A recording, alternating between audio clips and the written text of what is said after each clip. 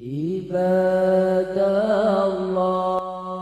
Bismillahirrahmanirrahim. Alhamdulillahi rabbil alamin wassalatu wassalamu ala asyrafil anbiya'i wal mursalin sayyidina wa maulana Muhammad wa ala alihi wa sahbihi ajma'in.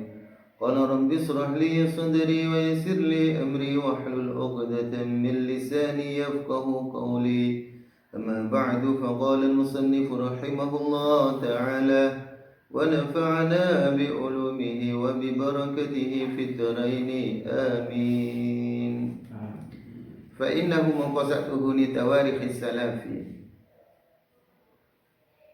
sejarah-sejarah dari orang-orang yang terdahulu, terlebih-lebih sejarahnya keliru ini فإنه مقصده لتاريخ نبينا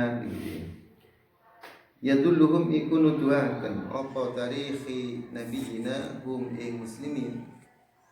Maka sesungguhnya sejarah-sejarah kejadian-kejadian yang dialami oleh Rasulullah sallallahu alaihi wasallam di masa perjuangan beliau itu bisa menjadi petunjuk alama ing atase perkara yajibu kang wajib apa ittiba'uhu apa nganut emak wa malan perkara yalzamu kang wajib apa ijtinabu apa ngetuhi ma. Ada banyak hikmah di situ. Apa-apa yang harus diikuti dan apa-apa yang harus dihindari. Dikarenakan apa liyasudu drapun mimpi.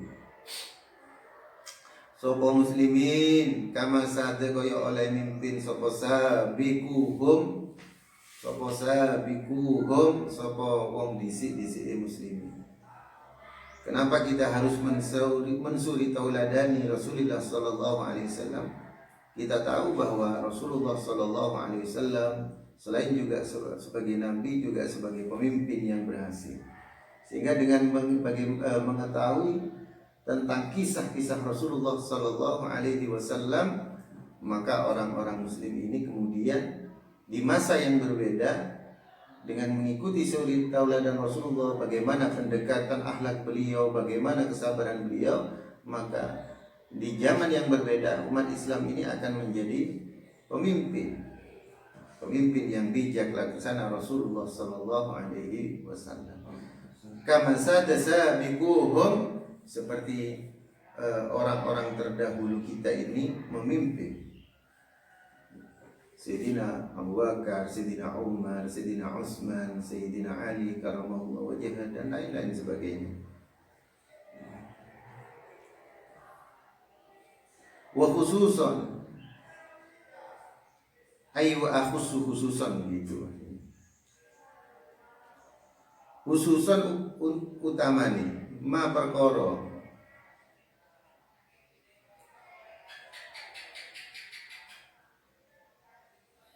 kalau di takwil ini wa akhussu khususan ma ing perkara ya ta'allaku kang berkaitan atau kang gumantungan apa ma bil apa ini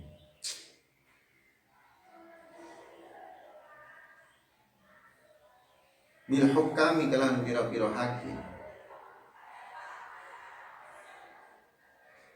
sisi. Jadi memang perlu siyakul kalam itu perlu. Karena tidak ada harokat. Dan nahwu itu bukan harus otomatis bisa dibaca begini, bisa dibaca gini, bukan. Kita harus dauk namanya, harus merasakan menyelami gaya bahasanya si penulis. Jadi walaupun ini dibaca bil hukami ya juga bisa, bil hikami ya juga bisa. Tetapi maknanya kemudian beda. Nah, kita itu harus meraba-raba seperti apa gaya penulisan si penulis ini.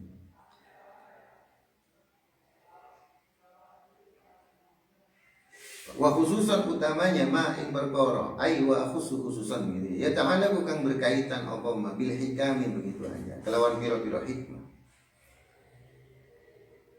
Min ijtida bin nufus kelawan saking nariki piro-piro ati an-nafirati kang belayu. Dengan mengetahui sejarah Rasulullah Sallallahu Alaihi Wasallam di masa beliau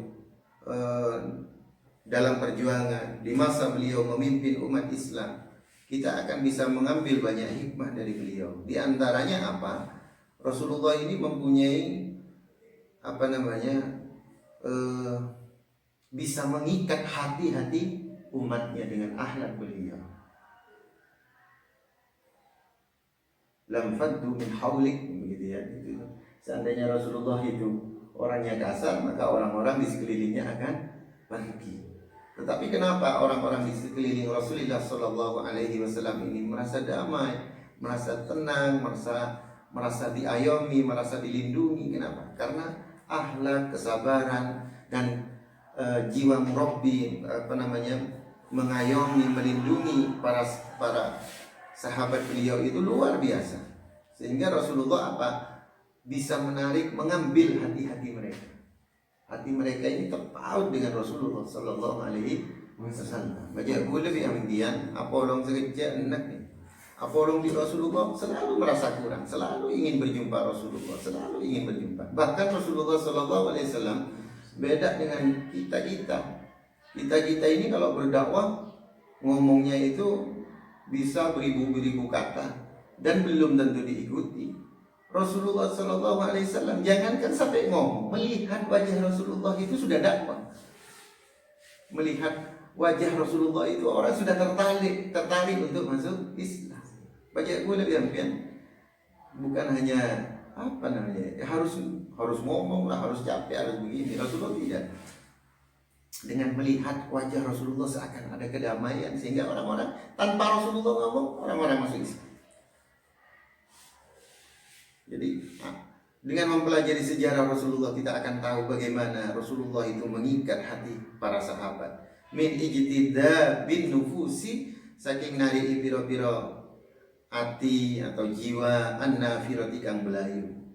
Jadi hati-hati yang hampir lepas itu, orang-orang yang hampir lepas, tidak bisa melepas dari Rasulullah karena hatinya sudah terikat dengan Rasulullah. Wa ta'lifilan ngayemni bainal qulubi ing dalam antarane ati pira-pira ati al mukhtalifati kang beda-beda. Dan Rasulullah ini mempunyai anugerah seni yang luar biasa, mengikat pikiran hati para sahabat yang berbeda-beda. Mengikat hati pikiran para sahabat yang berbeda-beda. Apa ini?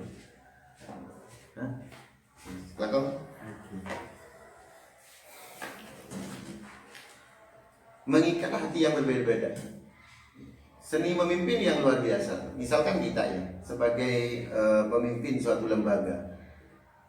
Kebanyakan pemimpin suatu lembaga ini, orang-orang yang dipimpin ini di depannya onggu berieu siapa. Tapi di belakang pemimpin ini ada saja yang tidak suka dengan pemimpin. Ada saja yang menjadikan gunjingan oleh bawahan-bawahannya ini. Di depan pemimpin dia akan siapa, tapi di belakang ngomel. Nah Rasulullah, kenapa? Karena seni memimpin ini tidak bisa menyatukan pendapat mereka. Kita memimpin aja, coba sekarang ini kejadian yang sekarang ini apa? Omnibus Law. Pemerintah DPR memutuskan suatu kebijakan Omnibus Law begini. Lihat tanggapan rakyat berbeda-beda, kontroversial. Yang satunya begini, yang satunya begini, yang satunya unjuk rasa, yang satunya begini. Kenapa? Bayangkan ketika Rasulullah Sallallahu Alaihi Wasallam, Rasulullah mengatakan asret, diam semuanya mengikuti.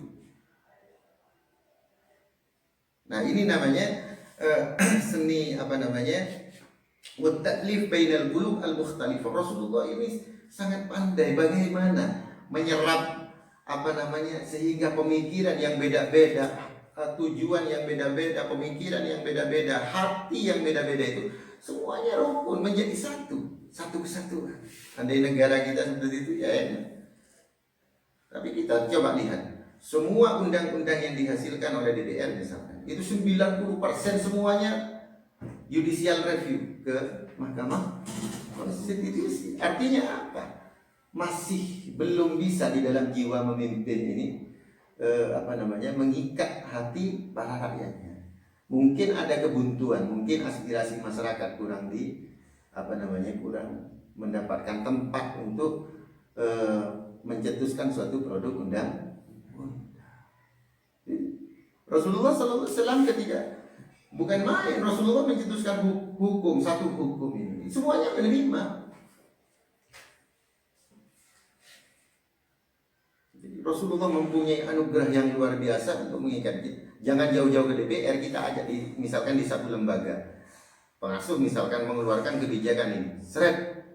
Nah ini belum tentu semua santri ini, semua dewan guru, semua dewan ustadz, semua dewan ustadzah akan setuju. Ada aja yang tidak setuju. Rasulullah bukan secara zahiriyah, tetapi watta'lif bainal qulub, di dalam hatinya mereka semuanya ikhlas menerima. Kalau di dalam zahir kan bisa aja siapa menerima, tapi hatinya ada aja yang berontak. Rasulullah tidak. Watta'lif bainal qulubi al-mukhtalifah. Rasulullah bisa menyatukan hati-hati mereka itu. Nah, dengan mengetahui sejarah, kita akan bagaimana mengetahui sejarah kepemimpinan Rasulullah SAW. Perlu untuk kita sebagai pemimpin ini. Seorang pemimpin kalau tidak suka sejarah ya tidak bisa. Coba di zaman-zaman dahulu, anak-anak raja, anak-anak sultan, semuanya anak-anak raja ini tidak ada yang dimanjakan di istana. Para pangeran-pangeran itu biasanya dikirim keluar dulu. Dia tidak boleh kembali ke istana kalau ayahnya masih hidup. Loh itu. Dia tidak boleh kembali ke istana selama ayahnya masih hidup. Kalau ayahnya meninggal baru anaknya dipanggil. Dipanggil, yang satu dijadikan pengganti, yang lainnya dijadikan pejabat-pejabat di dalam situ. Selama ayahnya ada, dia tidak bisa kembali ke istana, tidak bisa ada di istana. Dipelajari benar.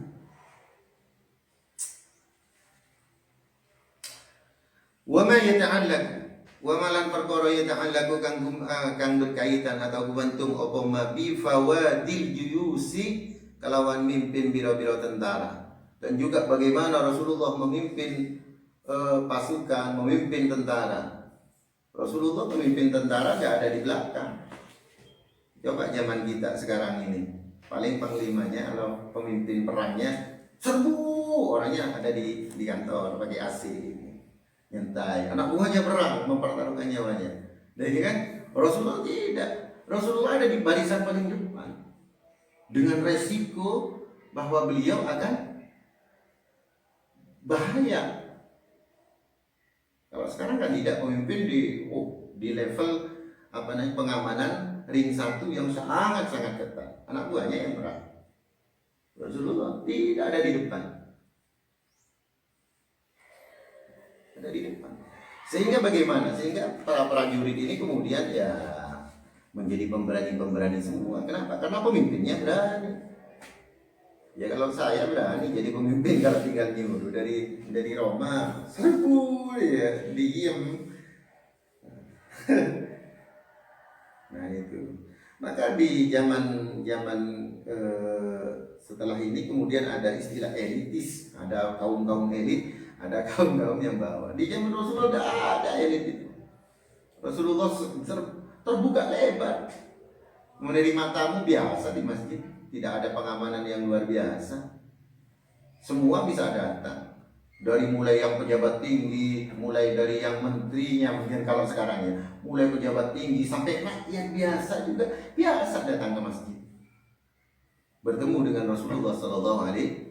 Sekarang pemimpin siapa yang bisa bertemu? Hanya orang-orang elit aja. Rakyat tidak bisa, terbatas. Nah ini dengan mengetahui jiwa kepemimpinan Rasulullah, maka pemimpin-pemimpin yang sekarang ini bisa belajar banyak. Bagaimana Rasulullah bisa mengikat hati para rakyatnya, bagaimana Rasulullah bisa mengikat umatnya ketika itu. Jadi jangan kalau pemimpin ini buta dengan sejarah, ya sudah. Seperti orang pengalaman adalah guru yang berharga. Dia harus mencicipi dulu rasa sakitnya, baru dia menemukan ilmu. Oh, begini cara memimpin. Tapi kalau kita membaca sejarah, nggak usah dengan pengalaman. Kita cukup bagaimana Rasulullah ini begini gini. Nah, kita bisa mengambil hikmah, banyak hikmah di situ. Sejarah ini penting.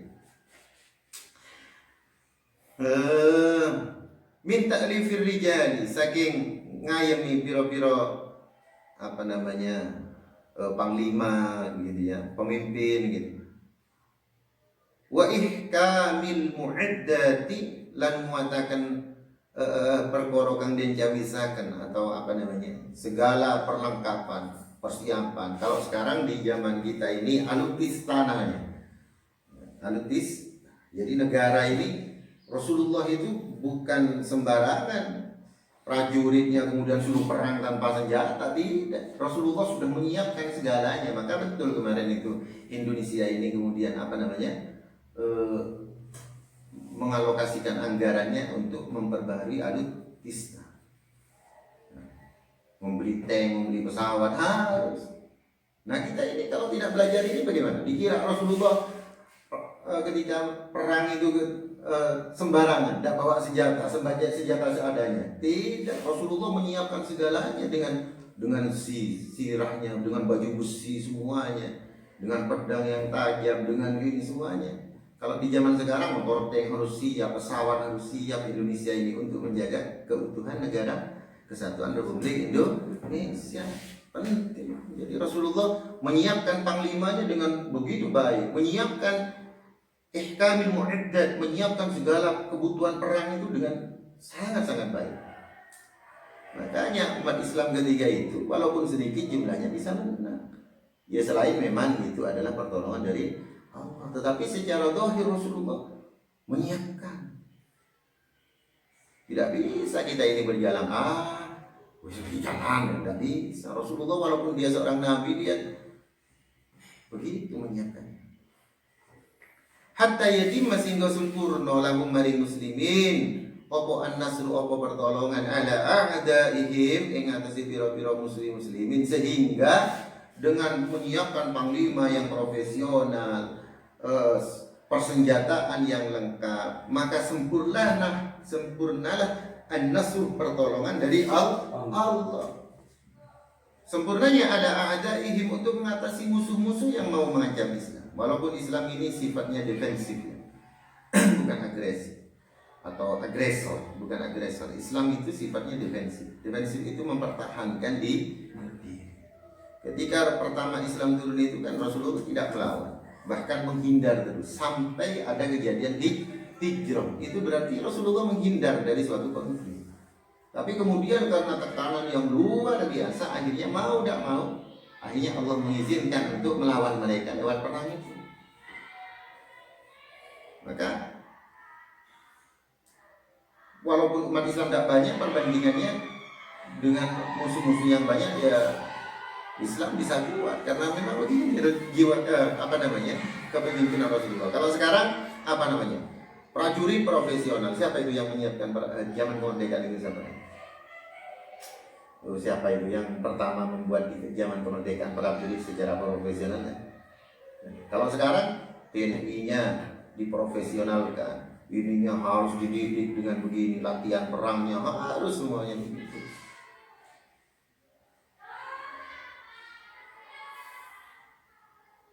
Wa malan perkara ya ta'allaqu kang gumantungan apa mabil ammati kelawan umum atau orang-orang awam, maksudnya rakyat, kepentingan umum, kepentingan sosial.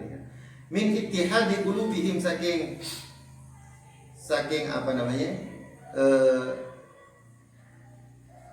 nyuciakan biro-biro hatine muslimin, wasayruratihim, lan dadine muslimin ya, dan ing dadi kekuatan ala man ing atase wong siwa saliyane muslimin.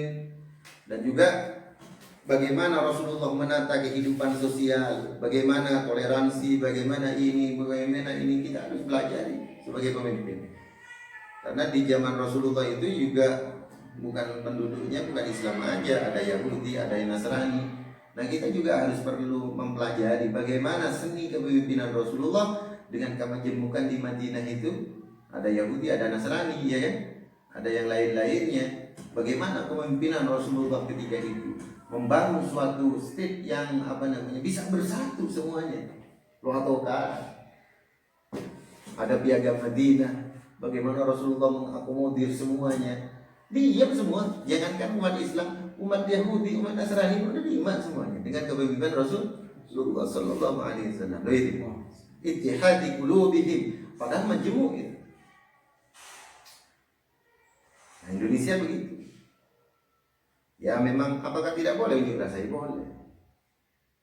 Tetapi setidaknya semakin banyak unjuk rasa menunjukkan semakin adanya sesuatu yang kurang di sini. Ya mungkin aspirasinya atau ayat lain-lain sebagainya. Kita ini ya repot juga ya. 5 tahun dipilih. Sebetulnya kan harus dipercayakan kepada mereka dengan berbagai risiko karena dia sudah memilih. Tetapi unjuk rasa ini dia juga sebagai kontrol. Kalau tidak ada begini, kalau tidak ada protes, semuanya bisa kebablasan. Ya, tapi intinya kita memang harus perlu, bukan hanya harus, bukan hanya perlu, harus belajar dari sejarah bagaimana Rasulullah memimpin agar paling tidak walaupun kita tidak sama, ya tidak mungkin sama dengan Rasulullah, bisa mengambil banyak hikmah seni memimpin.